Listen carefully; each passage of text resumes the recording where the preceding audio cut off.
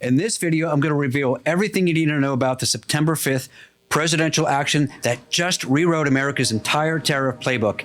And if you're running a business that imports goods, exports products, or competes with foreign companies, this single executive order can either save you thousands of dollars or cost you everything. What happened on September 5th, 2025 will fundamentally change your business costs for years to come, and most business owners have no idea what's coming.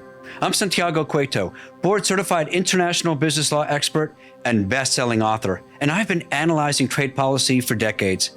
What we witnessed on September 5th represents one of the most significant modifications to American tariff strategy since the original reciprocal tariff system was launched back in April. The presidential action, officially titled Modifying the Scope of Reciprocal Tariffs and Establishing Procedures for Implementing Trade and Security Agreements, I know that's a mouthful, fundamentally restructures how America approaches trade negotiations and tariff relief. Imagine overnight the tariff landscape you've been navigating for months just shifted dramatically. The president drew authority from three critical trade statutes. Section 232 of the Trade Expansion Act of 1962, and that allows tariffs when imports threaten national security.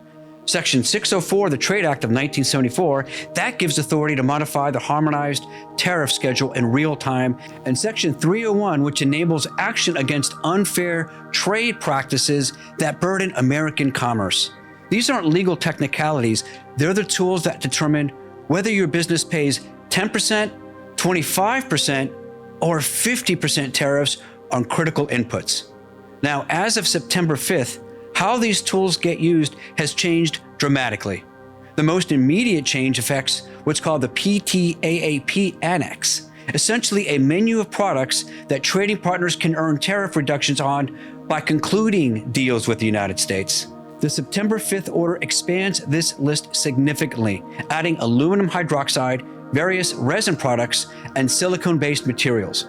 For businesses using these inputs, this creates both opportunity and uncertainty. But here's the game changer. The order establishes something unprecedented in modern trade policy. It essentially locks in tariff levels until final trade agreements are reached. The president stated that except in rare circumstances, he will refrain from reducing reciprocal tariffs or Section 232 tariffs before concluding these comprehensive trade deals. This means the tariff environment you're operating in today might persist much longer than expected. For importers, this creates a new reality. The temporary suspensions we've seen throughout 2025 were just that, temporary. The September 5th order signals a shift towards permanent arrangements tied to comprehensive agreements rather than incremental adjustments. If you've been hoping for gradual tariff relief on key inputs, you need to recalibrate those expectations. The order also expands tariff coverage to previously exempted products. Some businesses that thought they were insulated from the reciprocal tariff system now find themselves subject to these additional costs. The aluminum hydroxide industry, for example, now faces the same tariff pressure that steel and copper producers have been dealing with. What makes this particularly significant is the integration with existing Section 232 tariffs. The order explicitly connects reciprocal tariff modifications with national security tariffs on steel, aluminum, automobiles, and copper. This creates a comprehensive tariff ecosystem where relief in one area depends on broader negotiations covering multiple sectors. Now, the European Union provides a perfect example of this. The order references a recent framework agreement where the EU committed to specific steps in exchange for tariff reductions on certain products and potential relief from Section 232 automobile tariffs. This model, comprehensive deals covering multiple sectors rather than product-by-product negotiations, appears to be the template going forward. For American manufacturers competing with imports, this represents a positive development. Tariff relief will be tied to substantive commitments from trading partners, not just promises. This could mean more sustained protection from domestic industries struggling with unfair foreign competition. However, for foreign businesses dependent on imported inputs, The picture is more complex. The framework creates powerful incentives for countries to negotiate comprehensive deals, but until those deals are finalized, you're looking at sustained higher costs.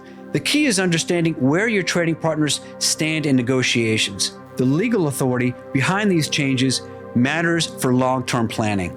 By invoking the International Emergency Economic Powers Act alongside traditional trade authorities, the administration created a robust legal foundation that's difficult to challenge. This isn't a temporary trade dispute. It's a fundamental restructuring of how America approaches international commerce. The September 5th order establishes clear procedures for implementing future trade agreements, and the Secretary of Commerce and U.S. trade representatives now have streamlined authority to modify tariffs when deals are concluded, potentially allowing for rapid implementation of negotiated relief. The practical impact on your business depends on three factors: what you import or export, which countries you trade with, and how those countries are progressing in U.S. negotiations. Companies sourcing for countries actively engaged in comprehensive trade talks might see relief sooner. Those dependent on countries that haven't engaged seriously should prepare for sustained tariff pressure. Now, for service businesses, the implications are real. Higher input costs for manufacturers translate into higher prices for equipment, technology, and other business services. The ripple effects extend far beyond traditional import-export businesses. Indeed, the September 5th action signals that America's approach to international trade has fundamentally shifted towards comprehensive, bilateral negotiations backed by sustained tariff pressure. Now, for business owners, this means the era of predictable, gradual trade liberalization has been replaced by a more volatile but potentially rewarding system where the biggest benefits go to countries making the most significant commitments. Understanding this new reality isn't optional for business leaders. Whether you're planning investments, negotiating supplier contracts, or developing pricing strategies, the September 5th framework will influence your decision for years to come. The businesses that thrive will be those that understand not just what the tariffs are today, but how the negotiation process works and where it's likely to lead. This represents understanding the new rules of global business competition, where tariff relief has become both a carrot and a stick in America's effort to rebuild more balanced international trade relationships.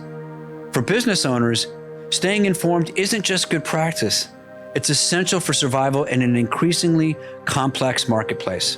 If you found this analysis valuable and want to stay ahead of the regulatory changes that could impact your business, make sure to like this video and subscribe to my channel. I break down complex legal and regulatory developments into actionable insights that help business owners navigate an ever-changing landscape. Because in today's global economy, understanding the rules isn't just an advantage, it's your competitive edge. I'll see you in the next one.